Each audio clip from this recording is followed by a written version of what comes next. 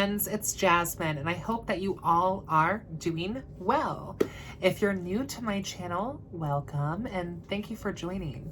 I am a practicing witch for about a decade now and a high priestess of a coven in your local 317 area code. Today I wanted to talk to you about the Dark Goddess.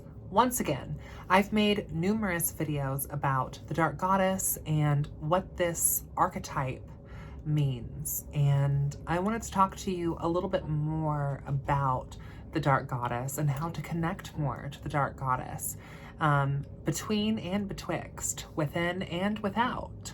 So first, I think it's important to kind of define what exactly a Dark Goddess is. And when I am referencing this archetype of Dark Goddess, I am talking about goddesses that are associated with witchcraft, with war, with prophecy and divination, and fate, and death. So those aspects are what makes a goddess dark. Now, Dark Goddess, to some folks, is seen as something of a new construct, of a neo-pagan sort of aspect. But I would encourage you to kind of think outside of the box when it comes to this. We have revitalists and reconstructionists when it comes to the craft. And I am encouraging both of those parties to kind of think outside of the box here a little bit and just kind of hear me out. The Dark Goddess follows the cycles of the moon. And we see this a lot with what we consider to be the MMC, the maiden, the mother, the crone.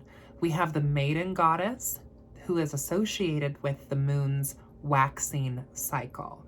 We have the mother goddess who is associated with the full moon cycle. And we have the crone goddess who is associated with the waning moon cycle, correct? And this whole idea of MMC. What we don't have is the dark moon cycle. So I am encouraging all of you witches to kind of think outside of the box here and meet me halfway. And so when I am talking about the Dark Goddess, I am talking about the dark side of the moon. I'm not talking about the waning, full, or waxing. I'm talking about the dark moon. Sort of arcane frequency goes much farther than simply deity. It's primordial. Okay, so some cultures and languages within certain geographic locations have called this energy the Morrigan, Hecate, Kali Ma, Sekhmet, Nyx, Hel, whatever, right? There's different names of these different dark goddesses, and I believe them to be separate and sacred from each other. Okay, I'm not saying that every single, incarnation is the same. What I am saying is that, to me, we have to think above a terrestrial level and move into this whole construct and this whole idea of cosmic consciousness, right? So there are primordial energies and forces that go beyond me and you, and even our own understandings of the gods. And I know that's probably very controversial to say, but that is my truth. And I am sharing my path and my tradition with you. I think that if you think about the cosmic energies, we have this idea of the abyss.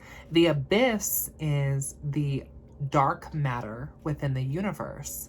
And we know that all things have come from dark matter, black holes, the universe, right?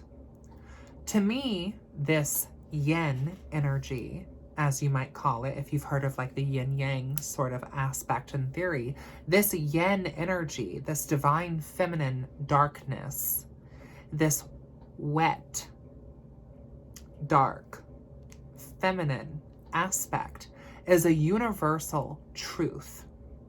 Now, I personally am a subscriber of reincarnation, and I believe that there are multiple different primordial forces, okay?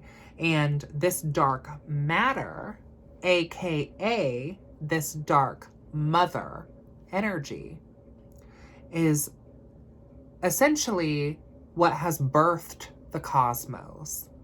So, yes, I am a priestess of the Dark Mother.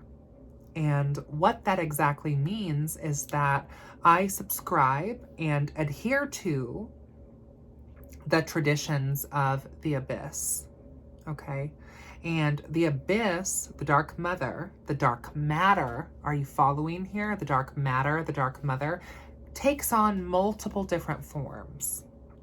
And these forms are shaped by our geographic location and our language and our culture. So whether it's called Hecate, the Morrigan, Sekhmet, Isis, Freya, whatever, right? Kali Ma, the truth still stands, right? Because at the end of the day, we are talking about working with dark matter. Now, here's the thing. I believe that this dark matter is a primordial force, meaning it simply exists. It's kind of like a primordial jellyfish in a way, that it's a universal energy that is omnipotent and omnipresent. This energy has been interpreted in different ways from different cultures. These devas, these incarnations of the dark matter, the dark mother, have been given life from us as the priestesses, right? So now we have Hecate, the Morrigan, Sekhmet, Kali Ma, Isis. We have these goddesses who are associated with darkness, with the dark matter, with the dark mother, who have now taken on a personification of their own. And so we have created, as humans of Earth, a way to connect to this dark matter through the perceptions of our earthly gods. It's not about worshiping these gods. It's not about worshiping the dark matter. What it's really about is connecting to a higher sense of consciousness through the powers of dark matter, through the powers of the dark mother. That's what this is really about. So, and I know that there are a lot of folks who have a hard time understanding this idea of the dark mother. And the dark mother and the dark matter are the same thing. And if you don't understand exactly what dark matter is, I would encourage you to do some research, okay? And look into what is dark matter. Because dark matter, the abyss, makes up so much of our universe. And we only understand so little of it, okay? And if we take this back into the idea of deity and divinity, how many cultures have this aspect of a solar deity, of a Lord of light, being born of a virginal mother, being born of a mother of the taboo or of darkness? How many cultures do we have that have this construct? I do not believe it is a coincidence. And I know that talking about extraterrestrials, UFOs, is controversial in general in society. And I think especially amongst the pagan community, because so often I think that we only want to focus on our, pre-Abrahamic gods, which is a beautiful thing.